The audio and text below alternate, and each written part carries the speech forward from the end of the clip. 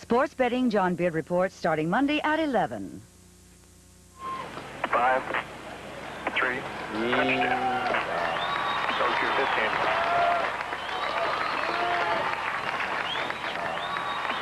15. Welcome home. The Space Shuttle Columbia returns to Earth after its historic flight. This is Newscenter 4, a special expanded report with Janine Tartaglia, Fred Rogan with sports, and live from Edwards Air Force Base in the Mojave Desert, Paul Dandridge.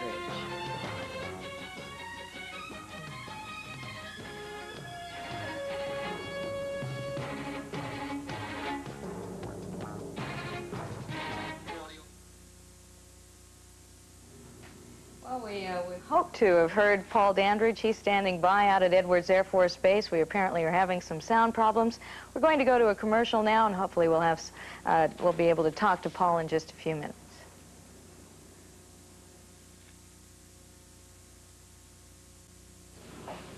In other news today, outside of the space shuttle, Los Angeles County Sheriff's deputies are trying to identify a newborn infant found in a grocery bag last night outside a home in the Florence area. John Marshall reports on that story.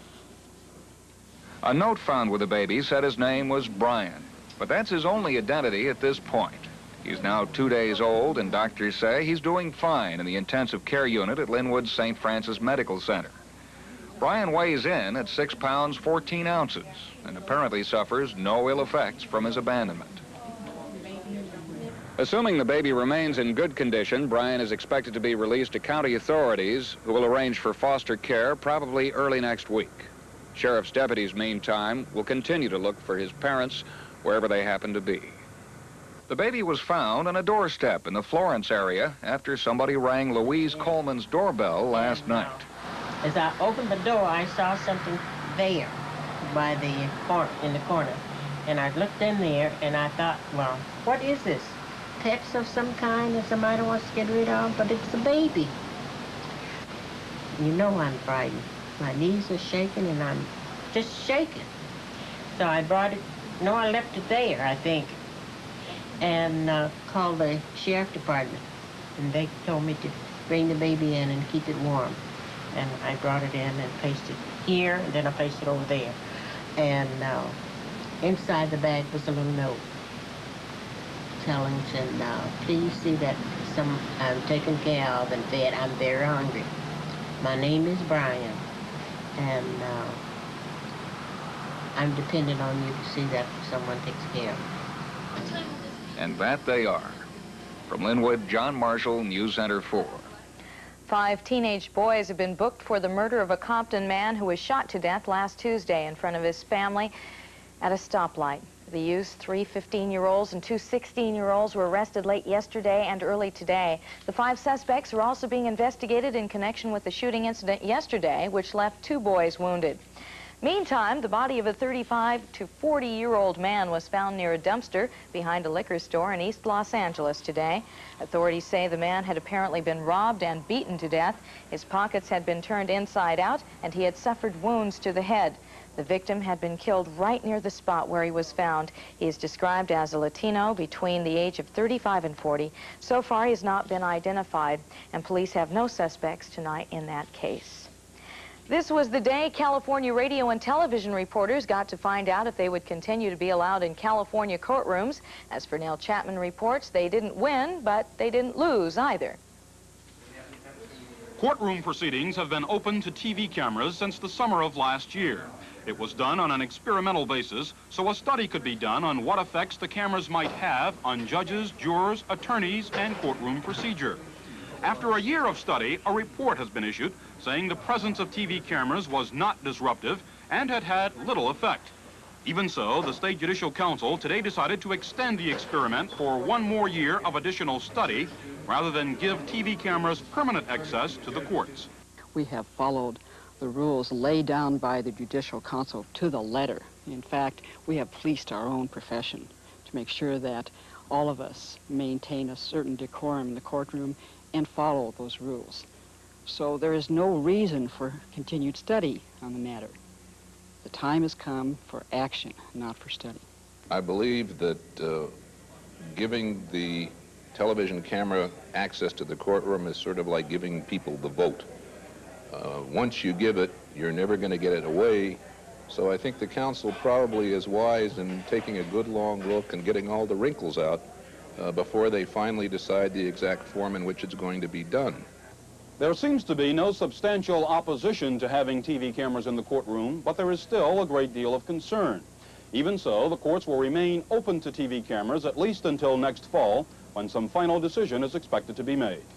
Pernell Chapman, Newscenter 4. President Reagan spent today on a Texas ranch at a wild turkey shoot. He said before he left that he didn't really see the need to leave Washington to find turkeys, but he was told that in Texas they'd have a different kind. Coming up, the latest on a tragic bus accident in Mexico, an overnight fire in a Southern California supermarket, and we'll report on what law enforcement is doing to battle a new type of crime.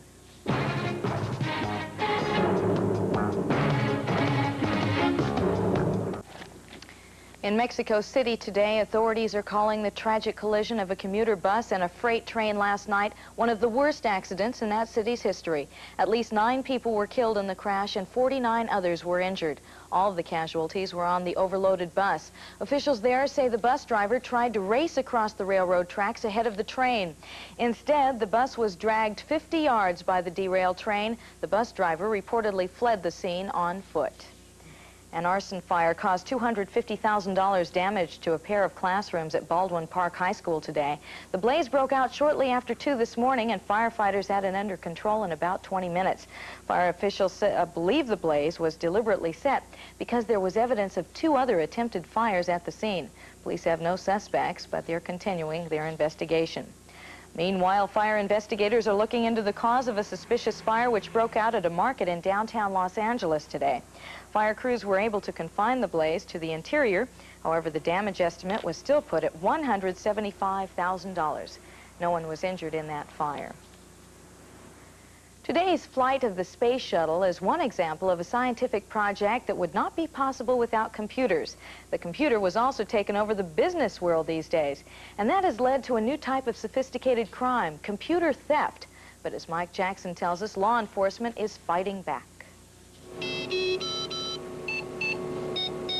When they make music like this, the new personal computers can seem to be little more than expensive toys. But connected to a telephone, they become powerful tools. They sound like this.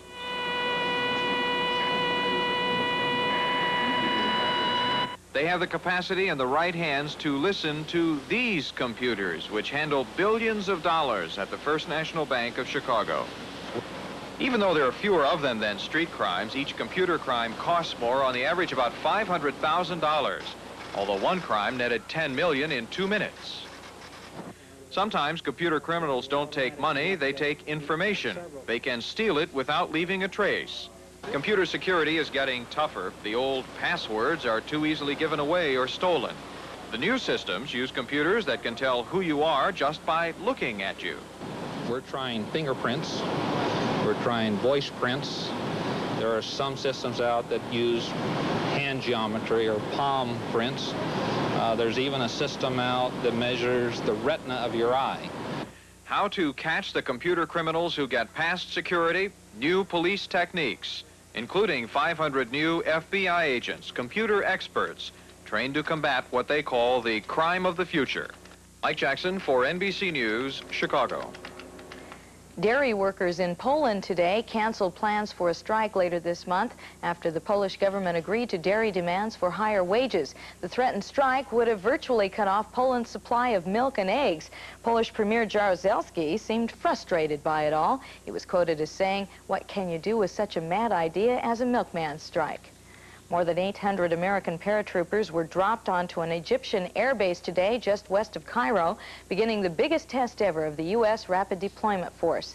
The mock assault began a month of joint maneuvers involving the U.S., Egypt, Sudan, Somalia, and Oman.